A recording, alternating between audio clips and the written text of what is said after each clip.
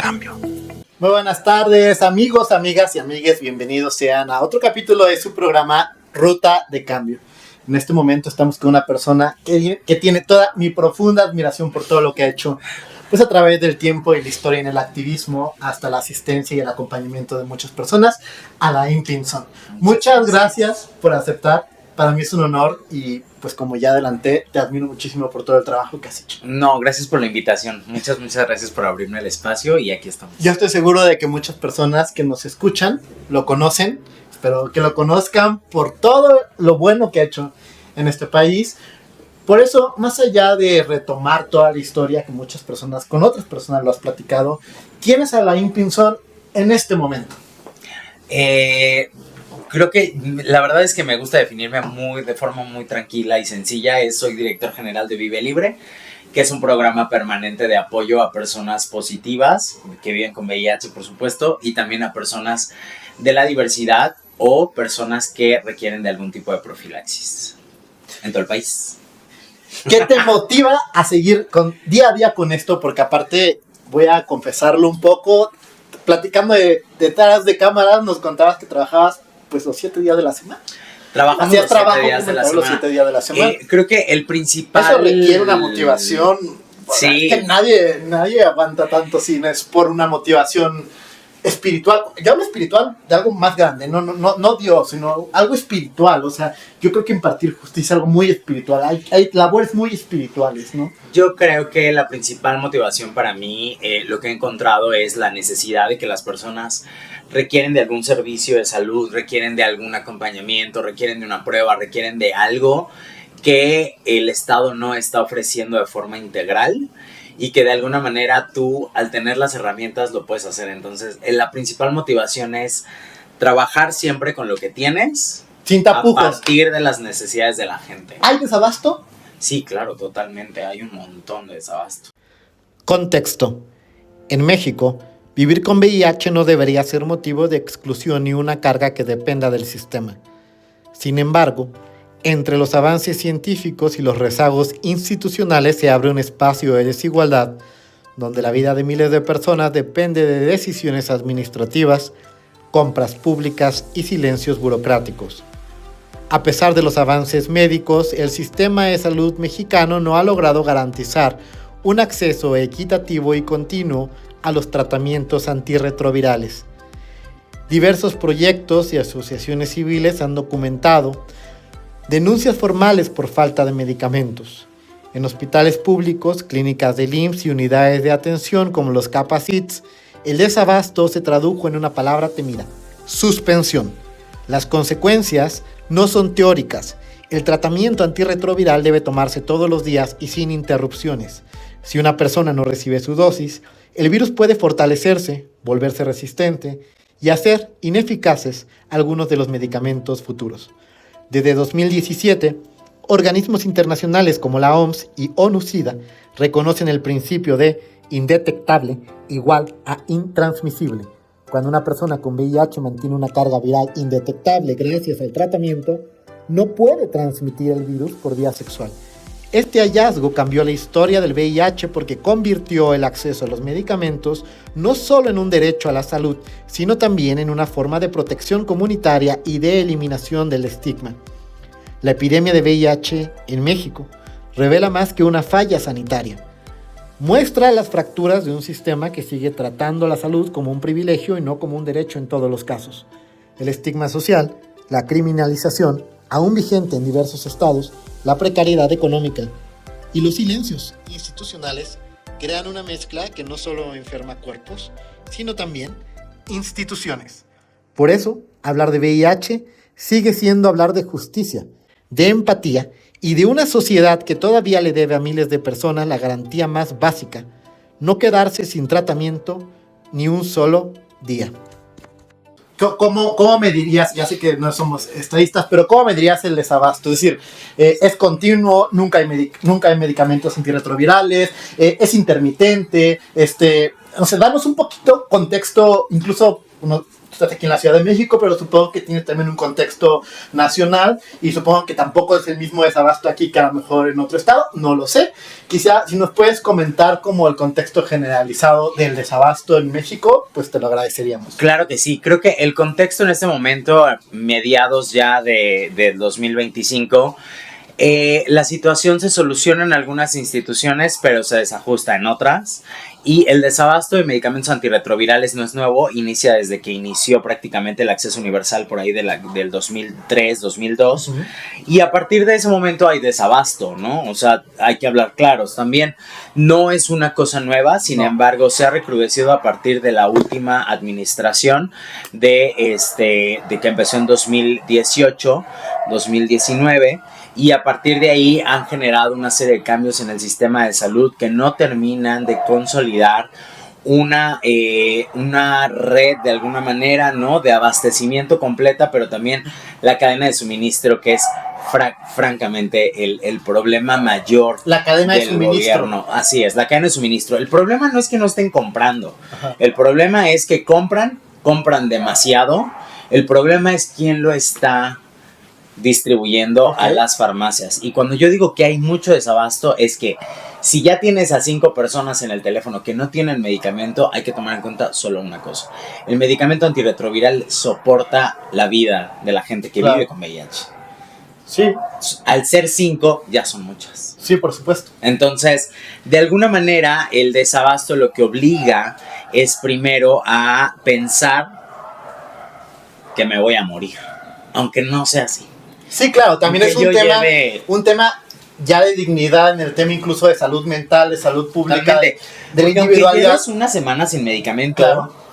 Si constantemente todas las organizaciones mundiales, internacionales, nacionales, estatales, locales, estamos diciendo que indetectable es igual a intransmisible, que tomar tratamiento te da una mejor calidad de vida, que es como si no tuvieras nada, ¿qué mensaje se da cuando no tomas esa pastilla? Claro que vas a tener todo, que vas a morir, que vas a caer en la idea, pues sí, de muerte, se terminó el camino, ¿no? Exactamente. Y el tema de salud mental es lo primero que se deteriora. Entonces, ahí desde el diagnóstico. En el diagnóstico ya con medicamento y que te hace falta. Y el problema mayor al que nos estamos enfrentando en este país es la cadena de suministro. ¿Por qué? Porque tienen una compra consolidada, tienen compras emergentes. A la cadena de suministro y a otra cosa que también es muy claro decirlo, que es las farmacéuticas rapaces, que a la falta de medicamento y a las compras emergentes suben el precio o no tienen listo el medicamento que dijeron que iban a tener listo. Y eso nos obliga entonces a buscar un culpable. Para los pacientes, sí, pues siempre es el más inmediato, quien está en la farmacia, el médico que te emite la receta, el director de la unidad.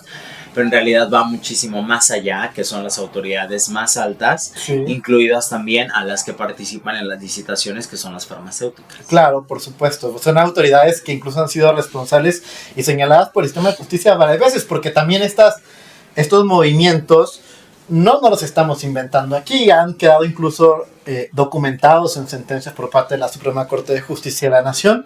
Yo en su momento tuve la oportunidad de participar en la redacción de una sentencia sobre desabasto de medicamentos, y lo que ocurría en ese entonces es que jugaban incluso con las posibles impugnaciones sobre la falta de medicamentos. Es decir, llegabas, te daban una receta donde te decían que no estaba en existencia, aun cuando eran pacientes que ya tenían diagnosticados y que debían hacer, pues, digamos, tenías una previsión sobre el medicamento que requerías para su correcto tratamiento continuo y permanente, muy importante en personas que viven con VIH. Y no obstante, no lo daban el medicamento. Cuando se impugnaba la falta de medicamento, aparecía el medicamento. Esto lo que hacía era que esa impugnación se caía. Lo estoy diciendo en palabras muy sencillas. Ya las técnicas, si quieren, lo vemos en alguna cápsula. Pero esa impugnación se caía. De manera que cuando llega esta consolidación a la corte, pues detectamos el problema. Y pues justamente se emitió una sentencia donde se dijo que había una obligación de brindarlo de manera continua y permanente. Y esto, aun cuando lo dieran, no había subsanado por eso la falta. La falta del Estado se incurre cuando ya por una vez no lo diste. Es decir, tú tienes que tener en existencia el medicamento porque esto es una cadena también en la salud personal de las personas que viven con VIH bastante importante, de salud mental justamente, desde la salud individual de que tenga los medicamentos para tener el virus bajo control, y que incluso también es de salud colectiva, porque indetectable es igual a intransmisible, de manera que tener el virus en estos niveles de indetectabilidad también es un tema de salud pública y colectiva frente a la propia sociedad, donde todos estamos interesados en que el virus pues se mantenga al margen, ¿no? Yo sé que esto ha sido insuficiente, desde luego. Una sentencia no lo hace todo. Creo que lo último que hizo la Corte que favorecía mucho el movimiento, no sé cuándo va a salir este programa, pero yo creo que cuando salga ya deberían de estar comunicando, sobre todo Secretaría de Salud, lo que están haciendo. Pero lo último que hizo la Corte fue darle un plazo de 90 días a la Secretaría de Salud y a las autoridades federales de salud para arreglar el tema de la migración. Es otro tema, la migración de servicios. Y a partir de eso, que les dan 90 días, que creo que ya llevan 60, una cosa así. Paréntesis, Alain, porque sí está muy interesante ese tema. No es la misma sentencia que yo decía, pero esta es muy importante. Sí, es otra. Paréntesis, y sí es muy importante porque aquí las personas que nos escuchan a lo mejor no tienen tan claro qué se entiende por migración de servicios. Entonces, si quieres, antes de que nos cuentes lo que está haciendo la autoridad para intentar cumplir, ¿por qué no nos pones en contexto cuál es este problema tan grave de la migración de servicios? Te cuento un caso. En 2016, una persona fue diagnosticada con VIH y comenzó su atención médica en el Instituto Nacional de Enfermedades Respiratorias, dentro del programa del Seguro Popular. Durante varios años recibió tratamiento antirretroviral y seguimiento clínico especializado. En 2021 ingresó a trabajar a una institución pública y fue inscrita en el Instituto de Seguridad y Servicios Sociales de los Trabajadores del Estado, ISSSTE. Poco después, las autoridades del INER informaron que su atención debía ser transferida al nuevo régimen de seguridad social, ya que el instituto solo podía brindar servicios gratuitos a quienes no contaban con alguna cobertura. La transferencia implicó la suspensión temporal del tratamiento. No existía un protocolo que estableciera un procedimiento claro para garantizar la continuidad de la atención médica entre instituciones. Esa falta de coordinación colocó a la persona en una situación de riesgo y vulnerabilidad, pues la adherencia al tratamiento antirretroviral requiere constancia. Ante esta situación, promovió un juicio de amparo para reclamar la omisión de las autoridades sanitarias de elaborar e implementar un protocolo de transferencia de pacientes con VIH que tomara en cuenta las necesidades específicas de este grupo poblacional. El caso llegó a la primera sala de la Suprema Corte de Justicia de la Nación, que resolvió el amparo en revisión 452-2024. La sala determinó que la falta de un protocolo de transferencia constituye una omisión administrativa que vulnera el derecho a la salud previsto en el artículo 4 constitucional y en el artículo 26 de la Convención Americana sobre Derechos Humanos. Este derecho implica atención médica permanente, oportuna y continua, sin interrupciones derivadas de cuestiones administrativas.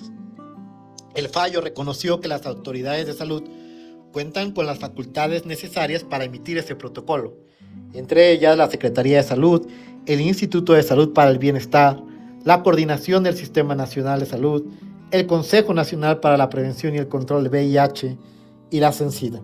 Cada una tiene una obligación de garantizar que la atención médica no se interrumpa cuando una persona cambie de esquema de seguridad social. Mientras ese protocolo se emite y entra en vigor, la sala dispuso que el INER mantenga la atención médica integral y el suministro de antirretrovirales al solicitante de amparo. La decisión evita cualquier interrupción que pueda afectar la eficacia del tratamiento. El amparo en revisión 452-2024 representa un precedente fundamental para el derecho a la salud en México. Fortalece el principio de coordinación interinstitucional y reconoce que la salud de las personas que viven con VIH requiere una atención constante, empática y estructuralmente garantizada. De forma simple y llana es, yo vivo con VIH y hoy me atiendo en un Capacits, voy a poner un ejemplo en el de Puebla. Y entonces yo entro a un trabajo en donde me dan seguridad social y todas las prestaciones de ley que se supone lo tienen que dar en todos los trabajos, pero no lo dan. Bueno, yo empiezo a tener IMSS hoy que firmé mi contrato. A mí me toca surtir mi receta el viernes. Es miércoles, el viernes. Y yo acudo al Capacits el viernes y me dicen, ¿sabes qué? En el sistema Mates ya apareces con derecho a audiencia. Yo ya no te puedo atender, te tienes que ir al IMSS, lo cual es incorrecto. ¿Por qué? Porque entonces, si estamos hablando de que el medicamento es soporte de vida, una institución de salud no puede violar tu derecho al acceso a la salud, quitándote ese derecho y diciendo, ya no es mi problema darte el medicamento, cuando son instituciones del Estado. Que tendrían que estar coordinadas, ¿no? Organizadas, no coordinadas. Se supone. Porque deberían girar en torno a la ciudadanía, a la persona ciudadana. A la necesidad, ¿no? Y al acceso a tu derecho a la salud. Pero eso es la migración. Y ahora tú tienes que empezar a hacer trámites en el IMSS. El IMSS te puede tardar hasta... Nosotros hemos visto migraciones de hasta 8 meses, en donde las personas dejan de tomar ese medicamento 8 meses. Es muy importante lo que hizo la Corte, y yo no sé si Secretaría de Salud lo hizo gracias a eso, pero lo que han estado trabajando sí es un programa de alargar esa estancia de alguna manera para que las personas no suspendamos el medicamento. Sí. Habrá que ver qué presentan las autoridades de salud. Sí. Yo todavía no lo tengo claro, pero habrá que ver cómo lo presentan y cuáles son las letras pequeñas, claro, porque nos enfrentamos a otro problema. Tenemos un sistema de salud fragmentado en diferentes cachos. IMSS, ISSSTE, IMSS Bienestar, lo que antes era INSABI, lo que antes era Seguro Popular, y todos los subsistemas estatales de los trabajadores del Estado. ISEMIN para el Estado de México, ISSSTE para Yucatán, ISSSTESON para Sonora, y todos esos subsistemas, incluido, por ejemplo, el del metro. El metro tiene su propio sistema de salud. Y entonces esos son problemas pequeños que en el teje de toda la política pública de salud, que ha sido insuficiente francamente, nos meten en un problema porque a las personas los ponen a hacer trámites burocráticos que pueden tardar meses, cuando lo que necesitan es medicamento. Y no tienen solución. No perder la vida. Conceptos. El derecho a la salud es un derecho humano exigible reconocido en el artículo 4 de la Constitución mexicana y en diversos instrumentos internacionales como el Pacto Internacional de Derechos Económicos, Sociales y Culturales en el artículo 12 y la Convención Americana sobre Derechos Humanos en el artículo 26. La salud, entendida desde los derechos humanos, no es la simple ausencia de enfermedad, sino que implica un estado integral de bienestar físico, mental y social, que solo puede garantizarse mediante políticas públicas continuas, accesibles y de calidad. De acuerdo con el Comité de Derechos Económicos, Sociales y Culturales de Naciones Unidas, este derecho tiene 4 dimensiones esenciales que orientan la acción estatal. El primero, la disponibilidad, es decir, los servicios, bienes e instalaciones deben existir en cantidad suficiente: hospitales, medicamentos, personal capacitado, equipamiento e infraestructura sanitaria. Segundo, accesibilidad. Todas las personas deben poder acceder a esos servicios sin discriminación, con facilidades físicas y económicas razonables y con información completa sobre su salud y tratamientos. Tercero, aceptabilidad. Los servicios deben respetar la ética médica y ser culturalmente apropiados, incorporando perspectiva de género, de derechos humanos y no discriminación. Cuarto, calidad. Los servicios de salud deben ser científicamente adecuados, actualizados y brindar un trato digno, seguro y respetuoso. En el caso de las personas que viven con VIH, estas dimensiones adquieren un sentido reforzado. La salud depende de la adherencia permanente al tratamiento antirretroviral, que requiere continuidad, seguimiento clínico constante y acompañamiento psicosocial. Por ello, la obligación del Estado no se limita a suministrar medicamentos, sino a garantizar la continuidad del tratamiento y la coordinación entre instituciones. El principio de progresividad en materia de derechos sociales exige que el Estado amplíe cada vez más la cobertura y la calidad de los servicios. Cualquier retroceso, como el desabasto, la suspensión de atención o la exclusión por estigma, constituye una violación constitucional y convencional. Así, entendido, este derecho a la salud se convierte en un pilar de justicia social. Exige un Estado presente, sensible y coherente, que no interrumpa tratamientos por razones administrativas, que no discrimine por condición serológica y que entienda que proteger la salud es proteger la dignidad humana.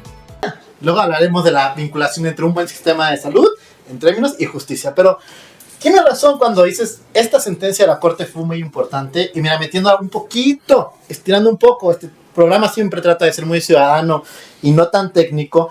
Resulta muy relevante esa resolución de la Corte porque analizó el problema no solo desde el hecho de no hay medicamentos, sí hay medicamentos, no, sino el tema de una omisión. Entonces dice, las autoridades estatales están siendo omisas administrativamente en determinar todo lo que tienen que hacer a su alcance para que esto no pase. Lo estoy diciendo en palabras muy sencillas, pero no tendrían por qué las personas estar soportando una carga de lo que en principio le toca al Estado.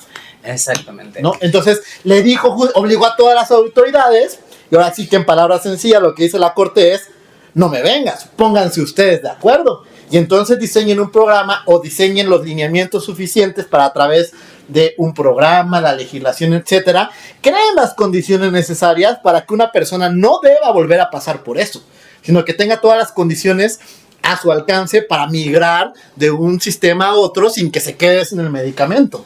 Entonces, ahora a ver qué hacen. Ya esperaremos la parte del cumplimiento, ¿no? A ver qué hacen, cómo viene esto, ¿no? Dice la letra chiquita. A ver qué presentan, ¿no? Que al final de cuentas, a ver, yo entiendo que la administración pública no es sencilla, pero tampoco debería ser tan complicado, o sea, es ponerse de acuerdo. Esto de echarse la bolita al final de cuentas, son egos estatales e institucionales que únicamente repercuten en la gente. En la gente, y si a eso le sumas que no en todos los estados están agarrando el modelo de IMSS Bienestar, pues están dejando fuera estados de la República, o más bien se están autoexcluyendo estados de la República muy grandes, con una población que vive con VIH muy grande, Guadalajara o Jalisco, en este caso, Monterrey, ¿no? O sea, Nuevo León, pues, son dos estados que en términos de la longitud y de la densidad poblacional, Ciudad de México y después van estos dos. Y tienen además, sí, es la longitud, es la extensión y todo. Y también claramente que obviamente como ciudades han sido foco lógico de muchos incluso desplazamientos de movilizaciones forzadas, ¿no? Personas que a lo mejor en el entorno territorial dentro de México no tienen o no sienten libertad para participar en las poblaciones LGTBI, etcétera, pues van migrando, algunas forzadas, algunas no tanto, pero pues se van metiendo en las grandes ciudades y pues esto también incrementa obviamente los casos. Sí, claro, y los problemas, y a eso le sumamos que tenemos programas estatales en donde la prevención es una variable residual y en donde siguen dando condones como si fuera 1995. Eso es otro problema, porque entonces el acceso a la nueva profilaxis o a las nuevas formas de prevención basadas en evidencia científica como son la PrEP y la PEP, pues entonces tienen un montón de barreras, sí, ¿no? Y la gente no las está usando principalmente por esas barreras, pero tampoco porque a los estados y a la federación incluida no les interesa dar a conocer que hay esa forma de prevención. Sí, y porque tampoco les gusta en términos, digamos, ya ahí sí muy moralistas. Fíjate que hay por ahí un escrito muy interesante en materia de política pública, donde se dice que la política pública lleva implícitos ciertos valores en términos de ética analítica, no solo de ética moralista. Sí hay valores a los que le das prevalencia. Cuando quienes diseñan la política pública tienen un valor mal entendido, por ejemplo, de estos sistemas, ¿no? ¿Por qué? Porque te dicen, ¿por qué voy a dar medicamentos si es por promiscuo? Porque lo dicen, ¿no? Entonces no le das un peso de atención en términos de salud colectiva como salud pública, sino que le das un peso de un valor que dices, yo no tengo por qué gastar en esto. Ante mis recursos no lo gasto y entonces no lo pongo. Y como funcionario estás erigiendo una política pública homofóbica. Estoy totalmente de acuerdo con eso. Pero paréntesis, porque ya nos adelantamos un poco, es que sí quería hablar de la profilaxis, pero no todas las personas que nos escuchan saben tampoco qué es. Y no saben, pues porque también el Estado ha incumplido en términos de información. El derecho a la información es una intersección muy bonita con el derecho a la salud, porque la gente no puede vivir plenamente su derecho a la salud si no tiene la información suficiente para poder tomar decisiones sobre su vida, sobre su cuerpo y su propia individualidad. Entonces, ¿te parece que nos cuentes primero de qué van las profilaxis? La profilaxis preexposición se divide en dos modalidades. La primera es profilaxis preexposición diaria o PrEP diario y la segunda es PrEP en demanda. En términos llanos, en la Consejería de Vive Libre Comunitaria es PrEP diario se elige cuando tienes muchas relaciones sexuales o más de 2 a la semana, cuando no utilizas condón en tus relaciones sexuales, cualquiera que sean, cuando haces trabajo sexual, cuando tienes diferentes parejas sexuales en un determinado tiempo y sobre todo no planeas esas relaciones aunque sean pocas. Eso es mejor, tomar una pastilla diaria todos los días a la misma hora y generas una protección máxima de 99%, que es mayor a las vacunas, a muchas vacunas, incluible, puedo decir que a todas las vacunas, y a partir del 7º día generas la máxima protección en las mucosas del organismo y a partir de ahí puedes dejar de usar condón si ese es tu deseo. La PrEP en demanda es para las personas que cogen poco. Es decir, que tienes 1 o 2 relaciones sexuales al mes y a partir de eso tú generas una rutina y dices, voy a ir a un lugar de encuentro este fin de semana. O trabajo de lunes a viernes, solo tengo fines de semana libres. Bueno, entonces PrEP en demanda lo puedes planear tus encuentros, tus visitas a los lugares de encuentro y a partir de eso tomas una tableta 2 horas mínimo antes o hasta 24 horas antes de la relación, una tableta 24 horas después de esa toma y otra más a las 24 horas de la segunda. Son 3 días de 4 pastillas y con eso tienes una máxima protección del 94% y puedes no usar condón si ese es tu deseo y estás protegida. Eso se previene VIH. Y la profilaxis post-exposición, que es prácticamente como la pastilla del día siguiente para el VIH, solamente que tienes hasta 72 horas para tomar tu tableta inicial. Son 28 tomas, 28 días. Tiene que haber un protocolo de ingreso muy claro para ambas profilaxis. Tienes que tener una prueba de VIH menor por lo menos a 2 meses.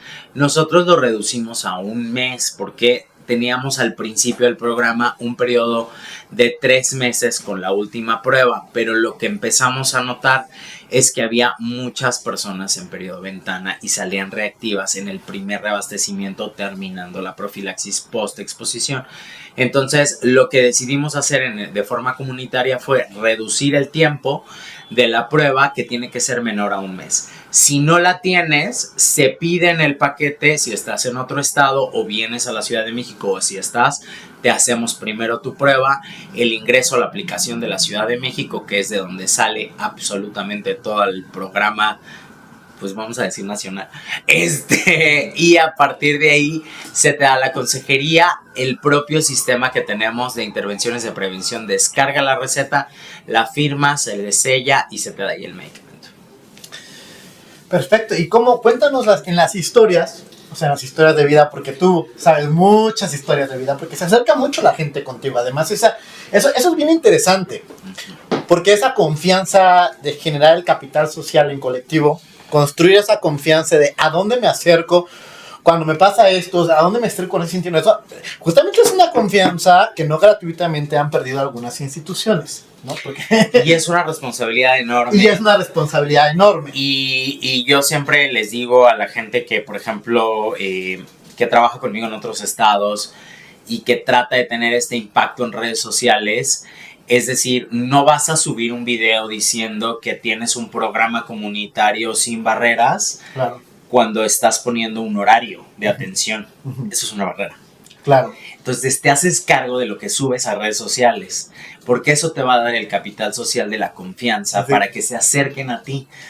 Porque yo no voy a decir en redes sociales ante más de 100,000 seguidores, mi programa es gratuito, mi programa no tiene barreras, no exigimos derecho a audiencia o no derecho a audiencia, y al final del día yo voy a empezar a descartar a los usuarios porque tengan o no ciertas características de derecho a audiencia. Claro. ¿No?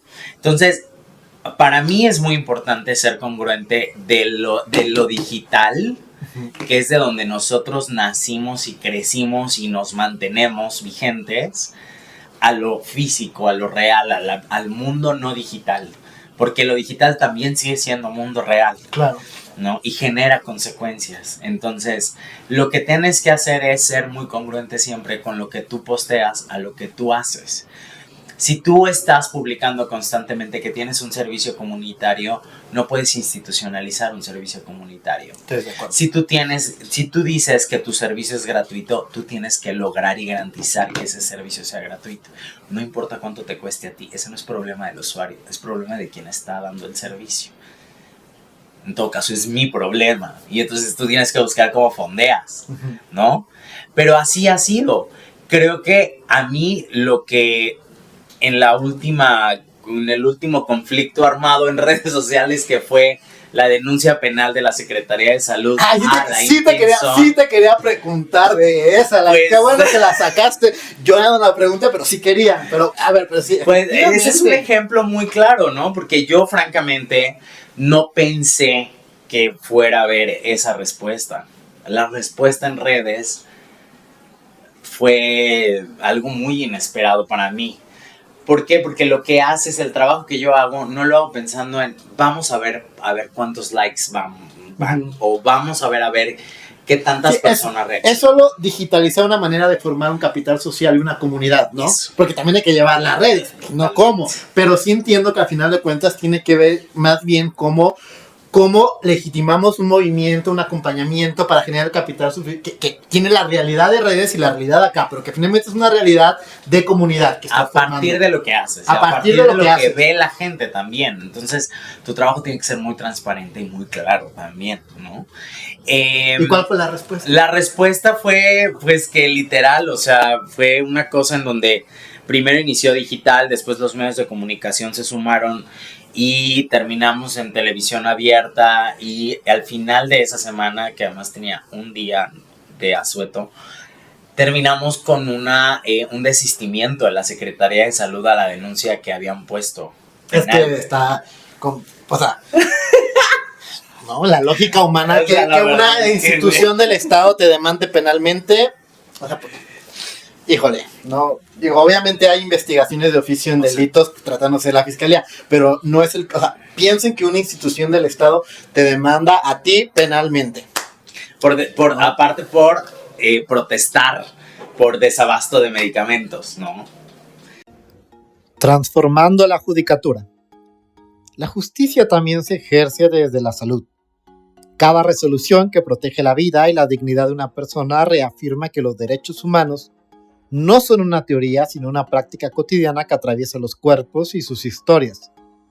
Juzgar con perspectiva de salud implica reconocer que las enfermedades, los tratamientos y los contextos institucionales no afectan a todas las personas por igual. Quienes viven con VIH enfrentan barreras múltiples como la discriminación social, los estigmas históricos y obstáculos administrativos que dificultan la continuidad de su atención médica. El protocolo para juzgar con perspectiva de orientación sexual, identidad y expresión de género y características sexuales de la Suprema Corte de Justicia orienta a las personas juzgadoras para actuar con sensibilidad ante estas realidades. Dicho documento establece la obligación de eliminar estereotipos y prejuicios, garantizar la igualdad sustantiva y aplicar medidas de protección reforzada cuando se trata de personas o colectivos históricamente discriminados. La función judicial requiere comprender que la salud es una dimensión de la justicia. La confidencialidad, el respeto a la identidad y la empatía en el trato no son gestos de cortesía, sino deberes constitucionales que aseguran un proceso libre de estigma. Los tribunales deben promover un lenguaje incluyente y un ambiente institucional que reconozca la diversidad y proteja la dignidad de cada persona usuaria del sistema de justicia. En materia de VIH, juzgar con empatía sanitaria significa garantizar la continuidad del tratamiento, el acceso a la información, la protección de datos personales y el acompañamiento institucional que evite nuevas formas de exclusión. Cada decisión judicial puede convertirse en un puente entre el derecho y la salud, entre la norma y la vida cotidiana. El compromiso judicial es también pedagógico. Cada sentencia puede educar a las instituciones, sensibilizar a la sociedad y fortalecer una cultura pública basada en igualdad. Desde esta perspectiva, la judicatura transforma su papel. deja de ser solo árbitro de conflictos para convertirse en agente activo de bienestar colectivo. Que mucho podemos decir. Y además, ¿no? Porque también hay libertad de expresión, en todo caso, sea cierta o no. O sea, es decir, que ya platicamos que sí hay, ¿no? Pero independientemente de eso, pongamos, no importa. Es una protesta, también encuadra en otro tipo de nuestros derechos, en la propia libertad de expresión incluso. Y en todo caso, eso era pues sujeto al escrutinio público. Yo creo que era una cosa muy tonta, ¿no? Meterse en un tema así. Sí. Digo, yo estaba muy a la orden, lo dije en el video, lo dije en mi comunicado, se lo dije a los medios de comunicación, a las redes sociales. Yo me hago cargo de mi convocatoria el 1 de diciembre del 2023 y asumo absolutamente la responsabilidad de lo que sucedió ahí. ¿Que quemamos un sillón? Sí, quemamos un sillón. Y sí rompimos el lobby, y sí quemamos y rompimos y rayamos, porque no había medicamento en la Secretaría de Salud y porque había acoso en ese momento que culminó en una denuncia penal. Sí, totalmente. Y como se ha dicho en este programa, siempre hay muchos tipos de activismo y a veces requieren unos más disruptivos, a veces otros ninguno. Es criticable moralmente porque los derechos se han construido a base de eso. A base de exigencias, a veces más institucionales, a veces más disruptivas, pero todos los activismos son necesarios en la medida que sigamos construyendo una sociedad muchísimo más democrática. Y yo estaba a la orden con ese tema, pero bueno, pues al final se desistieron. En términos de números, Alain, ¿cuántas personas atiendes? ¿Cuántas personas te buscan? En términos de servicios, ¿cuánta comunidad tienes detrás de tus espaldas? Yo creo, bueno, primero agradecer siempre a los voluntarios y a las personas que me acompañan en los servicios presenciales, digitales y de otros estados. Yo hace 2 años teníamos 2 personas. Entre 2 personas sosteníamos el programa comunitario, que en ese entonces no era muy grande. Teníamos aproximadamente, ¿qué te gusta? 600 personas en PrEP en todo el país. Y a partir de eso y a partir de ciertos aprendizajes que yo también vi, dije, a ver, hay que tener muchas manos derechas, porque atiendes a mucha gente y la responsabilidad es mucha.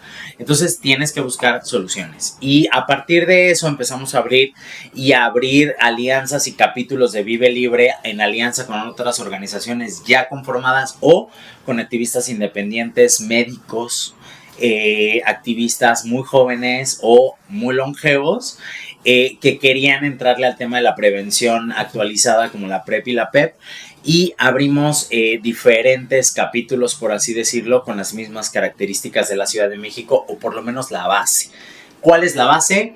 Servicios comunitarios 100% gratuitos. Esa es la base. Lo demás, por ejemplo, en San Luis tienen algunos horarios, hacen cita. En Puebla van directo al punto de trabajo sexual a testear a todas las trabajadoras sexuales, ahí les firman la receta. Hay sus particularidades dependiendo de las poblaciones y el estado, pero empezamos con San Luis Potosí, Puebla, Oaxaca, Michoacán, Zamora específicamente, Torreón, Saltillo, Chihuahua, Quintana Roo, y por ahí seguramente me están faltando varios. Acapulco, Guerrero, y bueno, son más.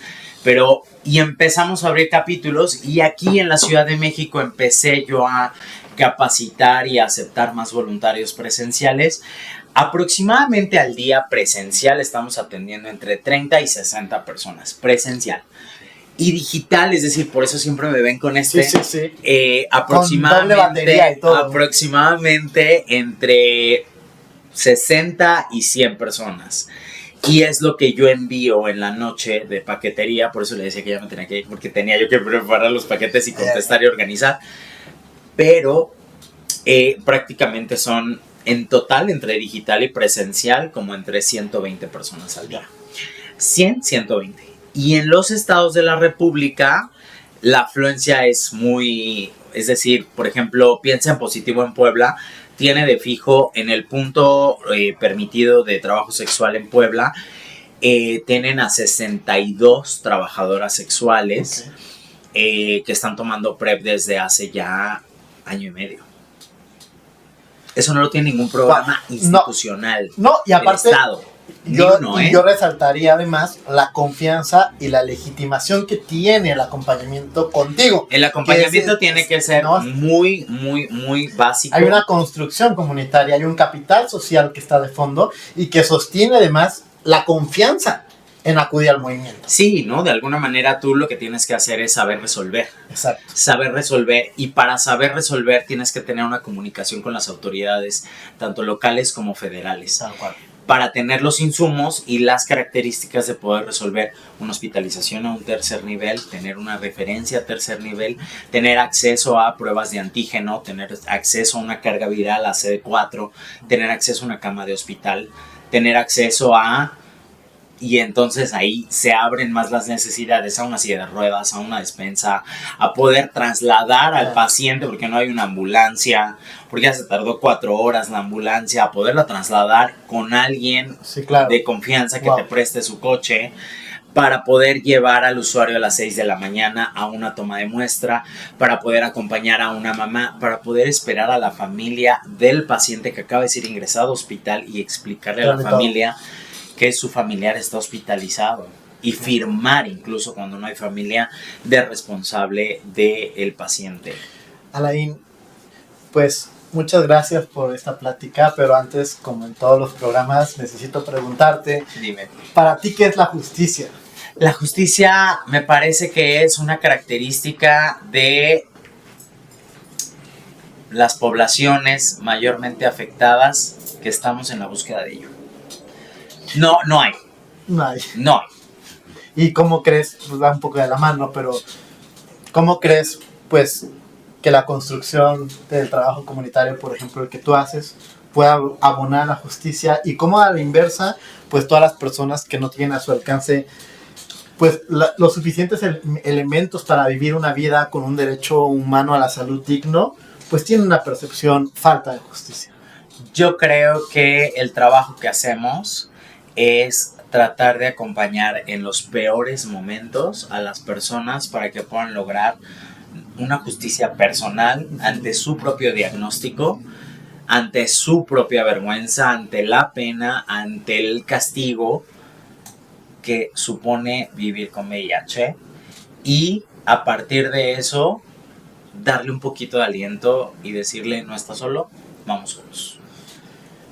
Pues muchas gracias. No, hombre, a ti. Gracias a ti. No, hombre, gracias por la invitación. Gracias por todo. Gracias por la invitación, de verdad. Gracias. Muchas gracias. Y pues ya escucharon, amigos, amigas y amigas.